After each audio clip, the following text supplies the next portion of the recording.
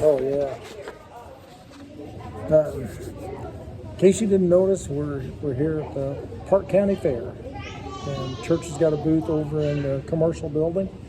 Monday, Tuesday, Wednesday, Thursday. So we got one more night with the parade tomorrow and all that too. So kind of a light night tonight. It's been busy Monday and Tuesday, but it's always good to have people coming through and be able to have some interaction with folks and joke around with the kids and talk to the adults and all those kind of things. So as we get ready to get started, we do want to take a moment just to pray real quick. Father, we thank you for this beautiful afternoon and evening that you've given to us, this opportunity to be together for this fair that gives all these children and adults a chance to show their talents, to learn, to be together, Lord, and just to all the things that goes along with it.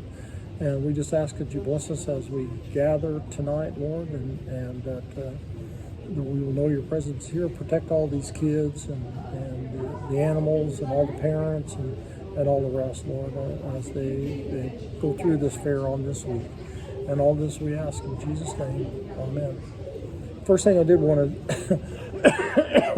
to do before I forget it is Jerry Pumphrey's going to be speaking Saturday at the library from 10 to 11 about cancer and heart disease.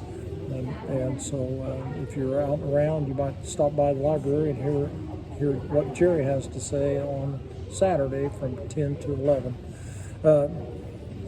There's been a lot of people coming by and a lot of things going on, and different ones come up, and sometimes you just have a conversation with them. And so ask one person, said, so how'd you get here?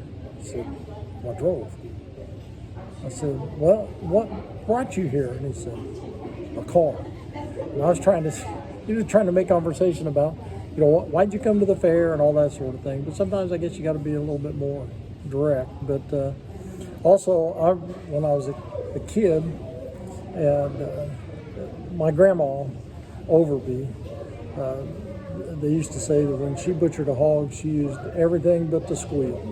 And so, and I've mentioned that a few times, but it was funny because, they really didn't get out and go to the fair, and she wasn't physically able, and they just didn't have the means to get out and get around and all that sort of thing. Went to a lot of them with my dad and all that as I was a kid, but somebody told her that they were at the fair and they had an elephant ear, and she wanted to know what they did with the rest of the meat if all you ate was the ear.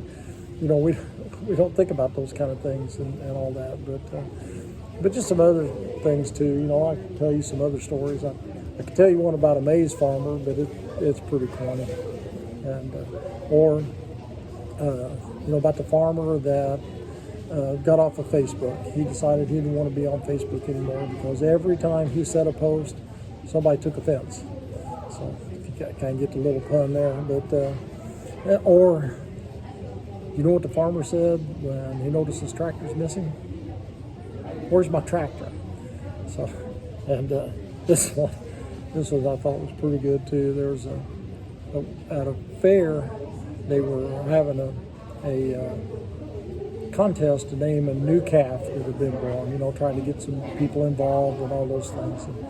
And they wanted a new name that started with a J for this calf. And somebody actually submitted jerky. So I thought that was kind of my favorite. But fairs are always fun. There are a lot of things, and a lot of people don't understand all the work that goes into it. They're good from the standpoint that a lot of these kids and some of the adults, they work all year long. The ones that do the animals, that's not just something that they work on for a week or two. That's been going on for months and months. Learning how to take care of animals, learning how to train animals, learning how to perform with animals, all those sort of things. We were at the talent show last night. We worked the booth, and then Susan and Debbie and I went over and watched the talent show for a while. And it's a good time for kids to be able to come and showcase their talents, get a little bit of applause, and all those sort of things. And it was a pretty good time. There's things like the tractor pull or the monster truck show they had last night, and the parade that's tomorrow. And That's probably the biggest parade in town. Because the kids will line up here just like they do in other towns for 4th of July parades and all that. And there's a lot of candy going to be thrown out tomorrow night, and a lot of floats, and everything from the politicians to youth groups, fire departments, all kinds of other things. So the fair is just a fun time. If you don't get a chance to get out, it's always a good time to stop by, and they got good food. The Elks Club has sausage sandwiches, and we tried those, and then Diana Ader actually stopped by the booth last night as we were closing down and putting stuff away, and told her that Gail had a meeting, and so I was instructed that I'd better eat at the fair. And we were talking, and she said, you got to go out there and over on the other side. Said there's a hot dog stand, and said get the hot dog with the chili sauce and the creamy coleslaw on the top. And I thought, what in the world are you going to do with it? And I'm telling you, it was really good. Because I said, really? She said, no, really. I said, that's what you got to try. And so I did, and it was really good also. So, there's always that kind of stuff. There's nothing like fair food or festival food or things like that. It's not the kind of stuff you'd want to eat every day. And the doctor probably wouldn't want you eating it every day either, but it is kind of good for these sort of things. Fairs are something that originally the word fair, believe it or not, was a church term. It was a religious gathering which people came together, and almost like a revival service at times, but people would come in, they'd have a celebration, they would get together, and it was kind of a good time that they would have to join together rather than some of the times when they were more solemn and had prayer meetings or days of fasting and all that. And then it kind of changed. Now today, if we talk about fair, there's nobody thinks about a church.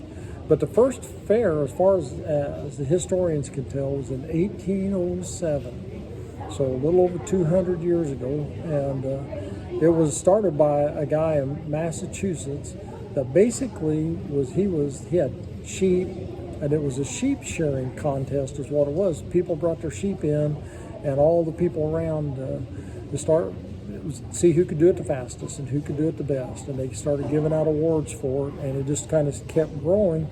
And then by the mid-1800s, they started putting in games of chance, which is one of the things I've noticed. Once you start getting people gathering, two things come along after that: games and the food.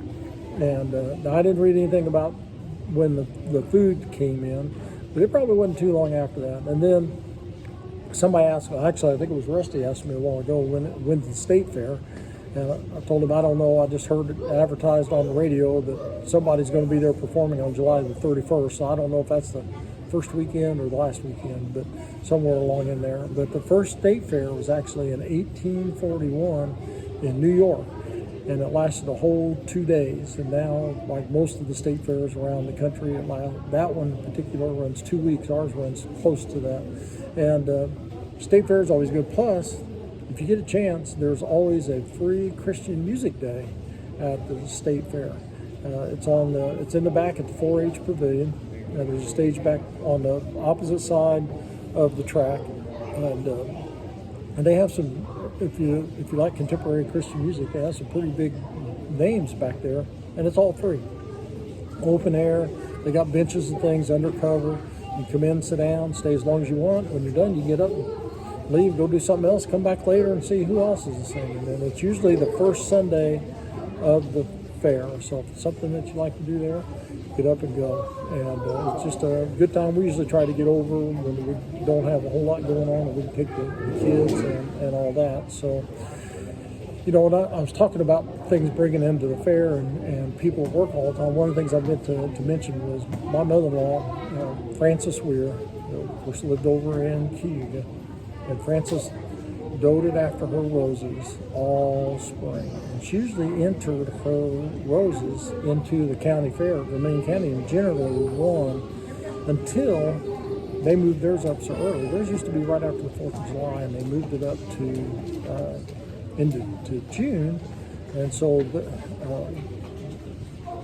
they didn't have time to really get the roses. They didn't look at their best. She'd still go and enter them, but it wasn't the same. A lot of people were complaining because, that they used to have people that would enter their corn and their tomatoes and all these things. And one of the things that really honked them off, right, is just a year or two after when they moved it up into June, was that somebody came in and won all the vegetable contests. And I mean everything from tomatoes, corn, cucumbers, just about anything that was there, they won. Well, what they found out after they'd already got their awards and left and all that, and a couple of them even qualified for the state fair, was that this guy had bought them at County Market over in Danville and brought them to the fair and submitted them as if he'd grown them. So, you have a few things like that. Those people usually get found out about, but everybody else, it's a pride thing. Look at what I've been able to accomplish. Look at what I've, and this, just even back here, this one, you can see the ribbon right there. That is the grand champion for adults. That's the walk bridge at Turkey Run, and it says Cut by Nature is the name of it. And so, there's some really cool stuff. You can see some of the others around. You can't hardly tell that one. That's a picture of a woman, and there's a seascape, and some more landscape stuff, and a bunch of kids and things over. You might have heard the lady when we first got started was talking. She's from the art gallery. Was talking about all the kids' paintings and the things over here, and something that's worth coming and looking at. It's air conditioned in here. This is the main 4-H building, and this is where most of the 4-H exhibits are located. If you feel like going and looking at chickens and ducks and hogs and all that, you can go out there and do that too. We'll be going up to the Hendricks County Fair here in another week or so, and looking at DJ and Kristen's kids' entries and see what they did and how they did. But, it is, I think, still something that churches should support, should be a part of. There's a lot of the fairs that are kind of starting to dwindle, and that's one of the comments I've heard a lot of people making is the fair isn't what it used to be. There's no rides this year and a lot of other things. Some of the crowds and things are down, but it's still, it's what it is. But as long as people stay away and don't come and don't support those things, it will continue to dwindle. But it is the fair is always a cool thing. It's something that the church is glad to be a part of. It's something that Gail and I have tried to get around to the different county fairs all the time. We used to go to one at Vermilion County all the time. We used to take the kids when they were little and all those sort of things. Kids check out the rides, adults check out the food, you go looking at stuff and all those sort of things. So, if you get a chance, come on out, support the fair, and we're going to be here one more night if you want to come out and sit at the church booth and welcome people as they come by. We give out candy. We got rock painting. There's a lot of kids stopping and painting rocks. We had a couple of adults too, and answering some questions, telling them what booth we happen to be for the night. They've got this thing where they change the names of all the booths and people can get in on a $100 drawing and all that sort of thing. But it's just good. Whether we get anything out of it or not, whether we ever get another member, it really doesn't matter. What we need to do is show the community we are a part of the community. 200 years serving Christ, and we're going to be around and continue to do that until the next 200 years or Christ comes again. So, we'd be more than happy for you to come out and join with us and do that. But or just support us in your prayers and things, and we just enjoy being here at the fair. Looking forward to the parade tomorrow and watching one of the guys walk in the parade. And so with that, it's going to be a little short tonight because I really need to get back over to the booth. Let's see, we've got Rusty and Randy, Leanne and Charla over there now, and so we'll get back over there and see if any of them need a break. Glad you were able to join us. Hope you get out and enjoy the beautiful evening that we have on this night. And if you get a chance, go out and look at the full moon. Man, it was something else last night. It was supposed to be tonight is actually the full moon, and it was close to the earth. It was bright, and it's what they call a super moon. It's really close to the earth, so you can see the man in the moon. I mean, you can see that face just as plain as day. And it's just another one of God's creations for us to look at. So with that, I'm going to let you go. So as always, I want everybody to go out, be blessed in all that you do. May God watch over you. May He touch your life in a special way.